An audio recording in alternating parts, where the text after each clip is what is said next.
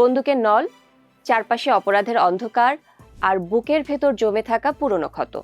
প্রায় 2 দশক পর আবারও সেই পরিচিত শিভাম পণ্ডিত হয়ে পর্দায় ফিরেছেন ইমরান হাশমি।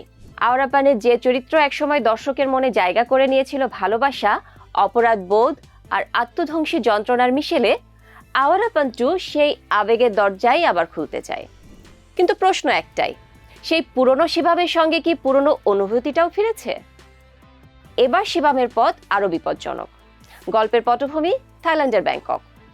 মানব পাচার চক্রের কবল থেকে আলিয়া নামের একটি ছোট্ট মেয়েকে উদ্ধার করতে নামে ইমরান হাশমি।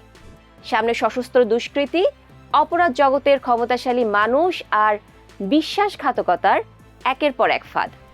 ফলে শুরু থেকেই গল্পে থাকে অ্যাকশনের উত্তাপ আর তার আড়ালে শিভামের ব্যক্তিগত যন্ত্রণার ছায়া। আওরাপানের প্রথম কিস্তি না দেখলেও গল্প বুঝতে সমস্যা হওয়ার কথা নয়। ফ্ল্যাশব্যাকে ফিরে ফিরে আসে শিভামের অতীত। কিভাবে নিজের গ্যাংস্টার বসের সঙ্গে বিশ্বাসঘাতকতা করেছিল সে, কিভাবে হারিয়েছিল প্রিয় মানুষকে, আর সেই হারানো স্মৃতি কিভাবে আজও তাকে তাড়া করে বেড়ায়, সেই সবই ধীরে ধীরে সামনে আসে। তবে ছবির সবচেয়ে বড় শক্তি ইমরান হাশমি। বয়সের ছাপ তার মুখে স্পষ্ট, কিন্তু সেটাই যেন শিভামের চরিত্রে ক্লান্তি ও ক্ষতকে আরও বাস্তব করে তোলে। চোখে দৃষ্টি, সংলাপ বলার ধরন আর অ্যাকশন দৃশ্যে তার উপস্থিতিতে এখনও সেই পুরানো শিভামের ছায়া খুঁজে পাওয়া যায়। অন্যদিকে খলনায়ক জোরাওয়ার চরিত্রে পুরন গাব্বি ছবিতে আলাদা মাত্রা যোগ করেছেন। নির্মম, অস্থির এবং ভয়ঙ্কর এই চরিত্রকে তার লুক ও অভিনয় বেশ স্মরণীয় করে তুলেছে। জোরাওয়ারের সহযোগী জেডি চরিত্রে সুবিন্দর ভিকিও যথেষ্ট কার্যকর। তবে তার অভিনয়ের যে রুক্ষতা ও গভীরতা চিত্রনাট্য সেটিকে পুরোপুরি কাজে লাগাতে পারেনি। শাবানা আজমির নাফিসা চরিত্রটিও একই সমস্যায় আটকে যায়।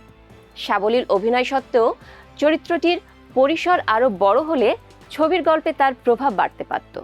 আর নায়িকা দিশা পাটানি যারা চরিত্রে গল্পে নিয়ে আসে অন্য এক আবহ। অপরাধ জগতের অতীত পেছনে ফেলে নতুন জীবন শুরু করতে চাওয়া যারার সঙ্গে শিভামের সম্পর্ক ছবির গতি কিছুটা ধীর করে। সেলো বাজানো দৃশ্য কিংবা দুজনের আবেগঘন মুহূর্তগুলোতে একটা কোমলতা আসে, কিন্তু সেই আবেগ খুব বেশি দূর এগোয় না। অনিরুদ্ধ রাওয়ালের সিকান্দার চরিত্রটিও গল্পে মানবিক মাত্রা যোগ করে।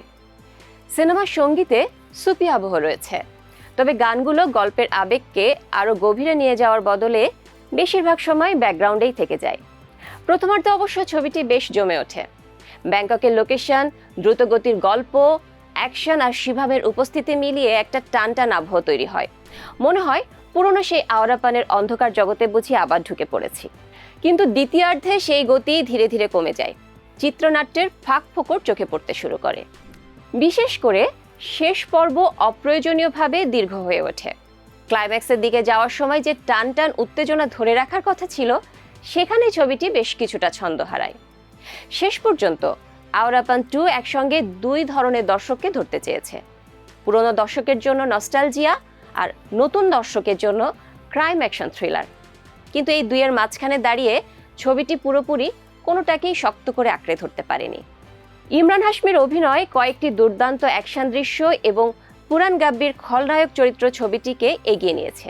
কিন্তু চিত্রনাট্য যদি আরও আটসাট হতো আর শেষটা যদি আরও শক্তিশালীভাবে তৈরি করা যেত, তাহলে শিভামের এই প্রত্যাবর্তন হয়তো আরও বেশি মনে রাখার মতো হতো।